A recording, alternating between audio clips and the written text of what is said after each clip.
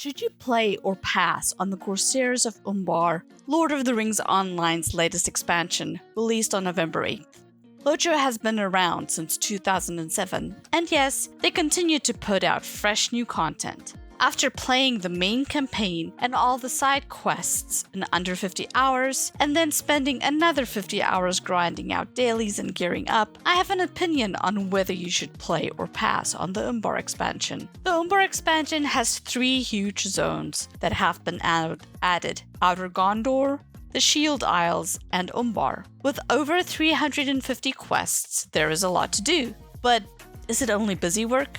We'll take a look at how immersive the experience is, how bad the grind is, to help you decide if you should play or pass, or as some are doing, wait until the actual raid drops, which is looking to be in the second quarter of next year.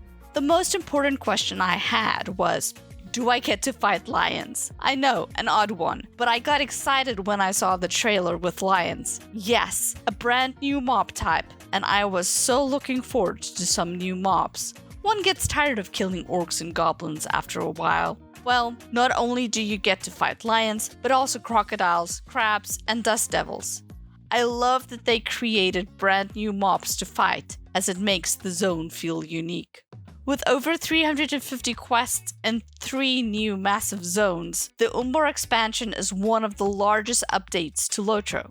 The epic quest, The Song of Waves and Wind, starts off in the Midsummer Festival, where Aragorn explains that he wants to go on a tour of his kingdom. You, Legolas, and Gimli set out as an advanced party and learn that the Kindred of the Coins have taken over Umbar after the fall of Sauron, and you have to go make friends.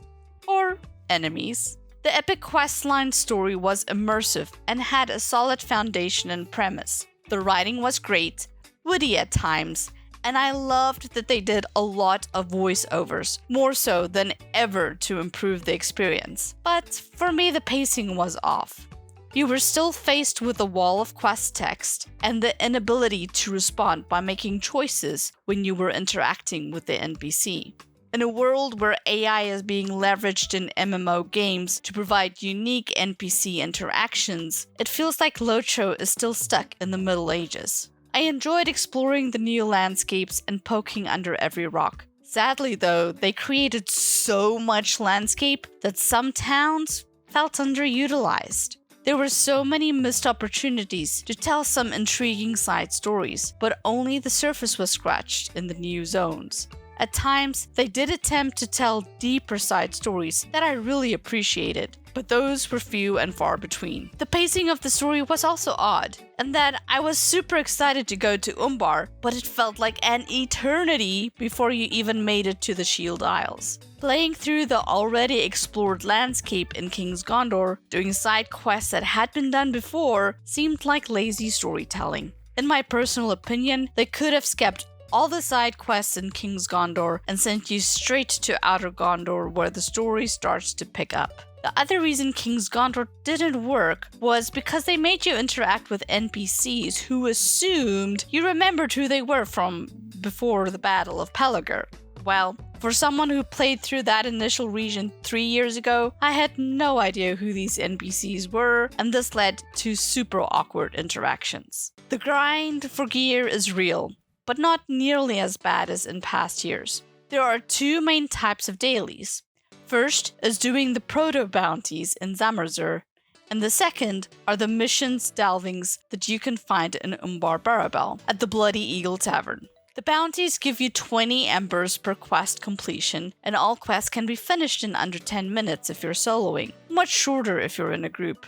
The missions are also very quick if you're just looking for the Allegiance tokens, but the better rewards start at delving level 7 or higher of the missions, and those can take a while to complete. We won't see any 3 or 6 man instances until early 2024, and the 12-person raid will probably only drop in the spring of 2024. The best way to gear up would be to finish the epic questline, as it gives decent gear, then upgrade with Allegiance gear and daily box instances until you have enough embers to get the ember gear from the adventurer quartermaster. But I guess we need something to do while we wait on the actual raid to drop. The crafted gear appears to be best in slot if you can afford flickering essences, but the problem is that the red sea stones drop rate is very low, making crafted gear not a viable option in my opinion. My advice is to group up with people to ground out the dailies, as you will be saving a lot of time doing so, especially if you've got multiple alts. It's tempting to just go it alone on the bounties, but if you can speed it up times 10, then you will have more time to focus on missions. There are enough people online at any given point in time to group up and get runs going.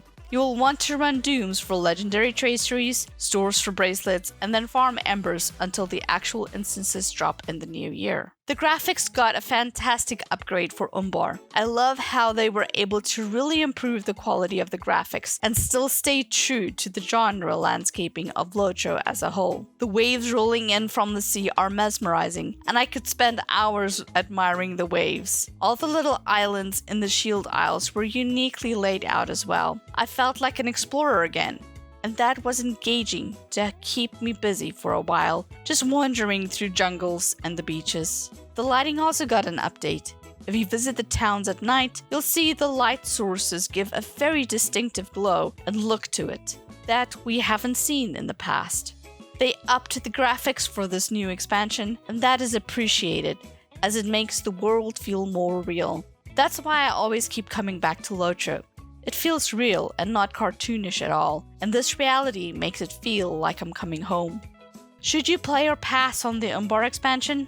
It depends on your playstyle. If you are a solo player who loves being immersed in the lore, RPG, and storyline, then you will enjoy playing the Umbar expansion. The landscape is beautiful, and there are many unique experiences along the way that we have not yet seen in Middle-earth. However, if you're a hardcore endgame gamer, you can get away with skipping out on the landscape content. I have several alts that I grabbed Mura's gear on and went straight into Storvigan runs and instances. But in all honesty, you could probably wait until the actual raid drops in the spring before you make your return as a raider.